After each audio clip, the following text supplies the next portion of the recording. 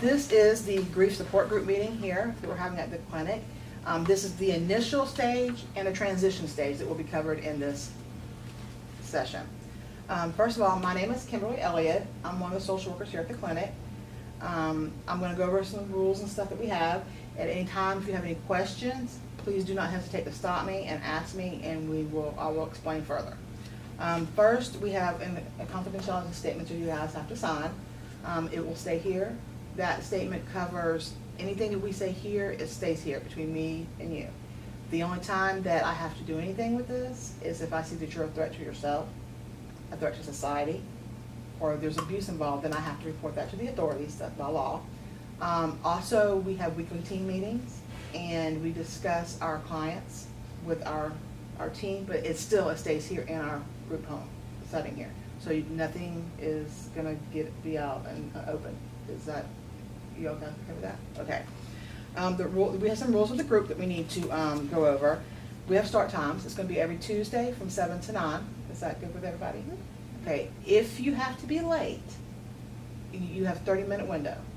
If you're gonna be later than that, you need to let me know so that I don't think that you're just stop coming to the group altogether. Okay. So just if you need to be late, you have my number, call me. If you can't make it for some reason, let me know, and that way we can stay in contact, and I don't think you're just all of a sudden just quitting the group. Okay.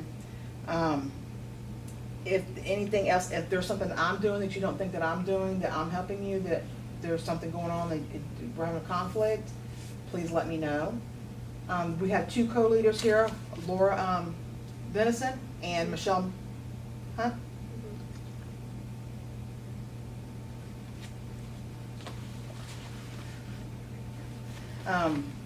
Anyway, if you have any questions, you can always feel free to ask them too.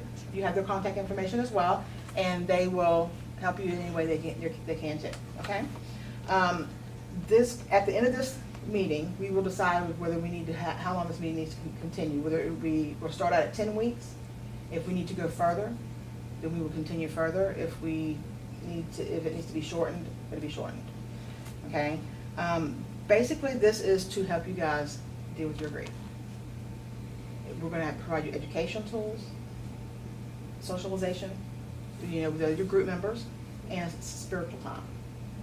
We have a chaplain that comes in, and he will come in and he will help you, work with you guys too. If you want some spiritual guidance there, he will help you too. If there's anything that we can do to help you, we are fine with that as well. We have a couple of assignments that we're going to pass out today too. Some things that we want you guys to work on that can help you as you're dealing with this grief issue. You don't have to do them if you don't want. It's just some things that we have found, that some tools that we seem to work with our clients to help them. Whether they just need to vent, and this helps. One of the things we're going to do is a journal.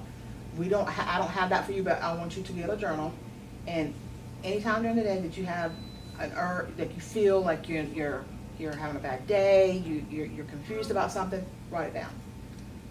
And that way, when we keep having these meetings, we can discuss this stuff during our meetings. Also, I'm going to give you guys some of the things about what the stages of grief are, so you kind of know where you're at each stage, because there is a stage.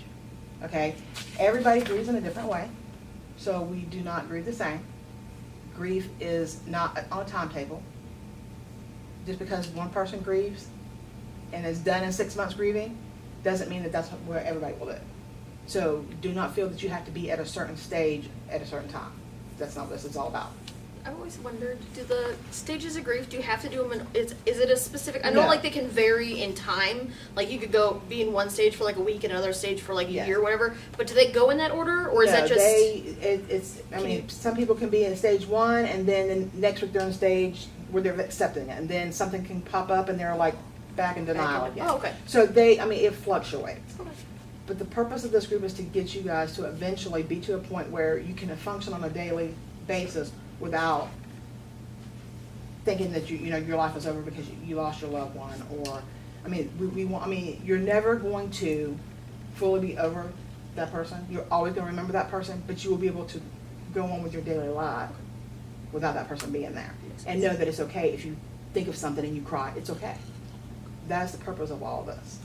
Okay, and then we have some other little things like we found that if you can write like a goodbye letter to your loved one, it kind of helps you come into perspective to know that, you know, I said, even though you probably said your goodbyes before that happened, this just is another way for you to kind of know that it's okay, you can write. And then you can just put it in your journal and have it and then flip back through it later. And then the other thing we have is what they call, it's a grief sentence completion thing. Right now I feel.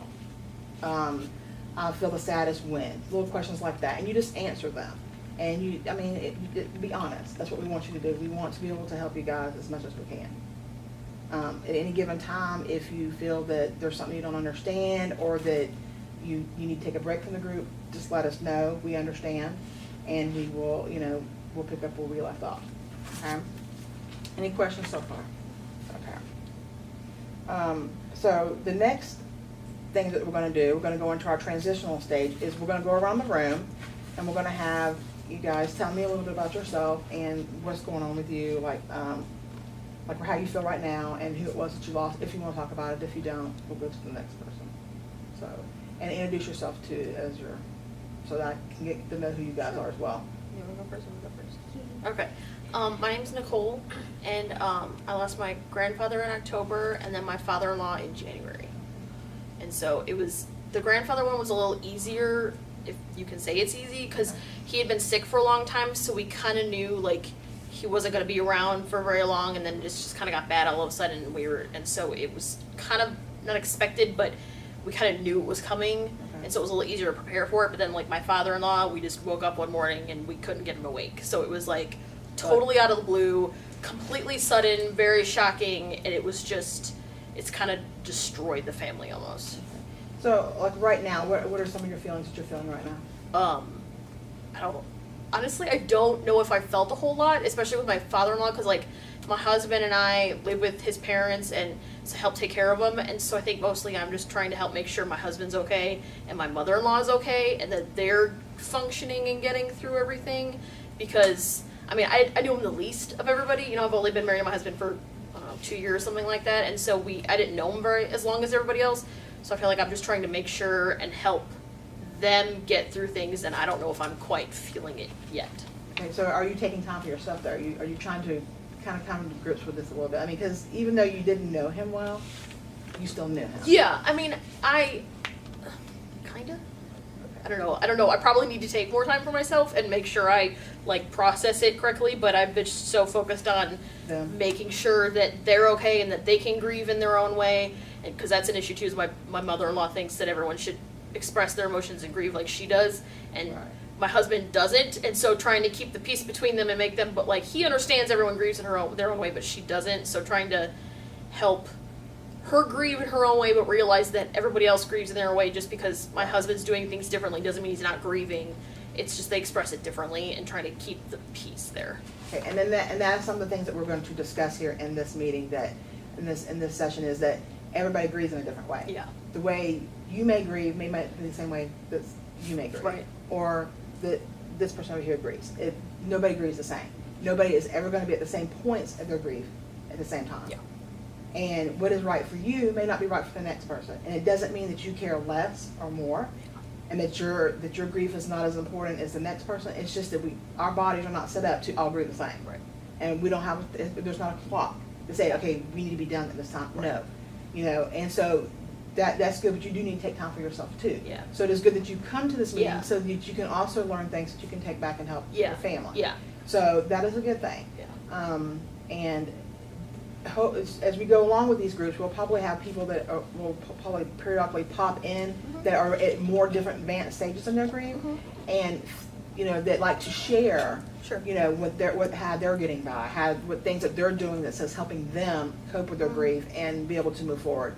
So at any given time, feel free to ask them, you know, what are you doing? You know, can you give me some insight?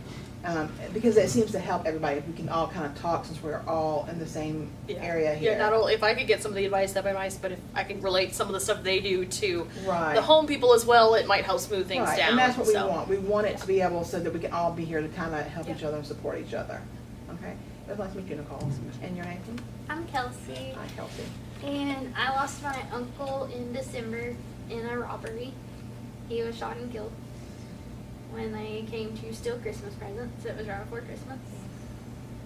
I'm sorry to hear that. For both of you, for your grief, I mean, it's hard to, and that was probably kind of, how did you feel about that when you found that out? Of course. It was like a lot of people's not very close with, you know, uncles and stuff, but we've all lived in the same neighborhood and done a lot of stuff together over the years. So it was sort of like losing a second father. So how are you feeling about this right about now? I mean, how are things going? Like, I do okay until it's time for us to get together and do something, Right. and then it just feels wrong.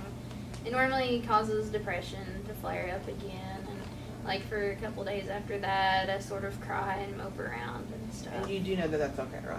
That Yeah. crying and stuff, that's part of the grieving Yeah, process. it just sometimes it gets bad and it affects my work and other stuff. So. Now, I do have to ask, you're not like suicidal at this time, are you? No.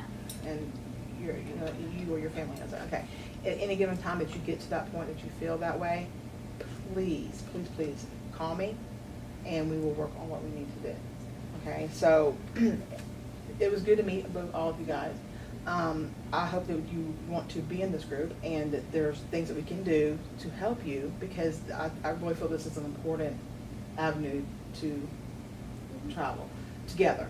I've been through grief myself, so it will be good so that we, if there's something that I can do that I've dealt with, that I've done, that can help you, please don't hesitate to ask me.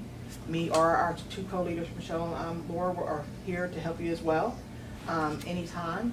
So what we're going to plan to do is next week, back here, I will pass out these things, these handouts to you guys. Start a journal. I don't care what time of day it is. If you have a feeling that comes over you, write that down. Say, at this time I felt this. And that way we can work on those, because we want to be able to get you to a point where that, you can function without, breaking down in tears, or like you said, but you will. Holidays, birthdays, Christmas, anniversaries, all those things are going to bring up those memories, but it won't be as hard for you to get through that day as it was when it first happened. Okay, is that a plan? Yeah. Okay, That's it. all right.